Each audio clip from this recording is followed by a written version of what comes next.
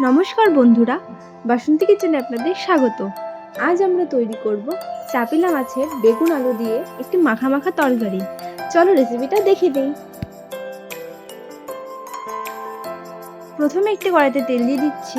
তেলটা গরম হতে হতে ওইদিকে চাপিলা মাছটাকে নুন হলুদ দিয়ে ভালো করে মেখে নিচ্ছি। মাছগুলো মাখা হয়ে গেছে, ওইদিকে তেলটা গরম হয়ে গেছে। একে একে মাছগুলো দিয়ে দিচ্ছি।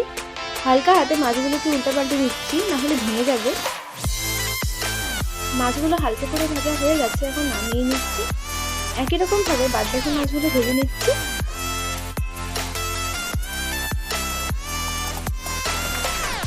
তেলে সামান্য জিরে দিয়ে, শুকনো লঙ্কা দিয়ে, আলু ও বেগুন দিয়ে নেড়ে চেড়ে নিচ্ছি।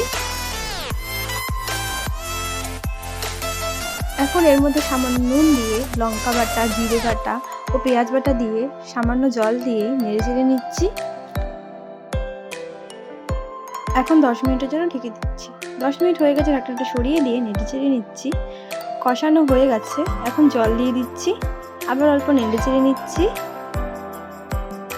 আবার 10 মিনিটের জন্য ঢেকে দিচ্ছি। 10 মিনিট হয়ে গেছে, ঢাকনাটা সরিয়ে দিয়ে এখন মাছগুলো দিয়ে দিচ্ছি। আবার একটু নেড়ে চেড়ে নিচ্ছি। আবার কিছুক্ষণের জন্য ঢেকে দিচ্ছি। ঢাকনাটা সরিয়ে দিচ্ছি, একটু নেড়ে চেড়ে নিচ্ছি। এখন ধনেপাতা দিচ্ছি। হয়ে গেছে, এখন নামিয়ে নিচ্ছি।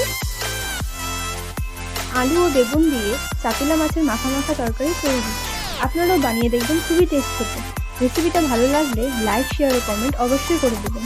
ধন্যবাদ।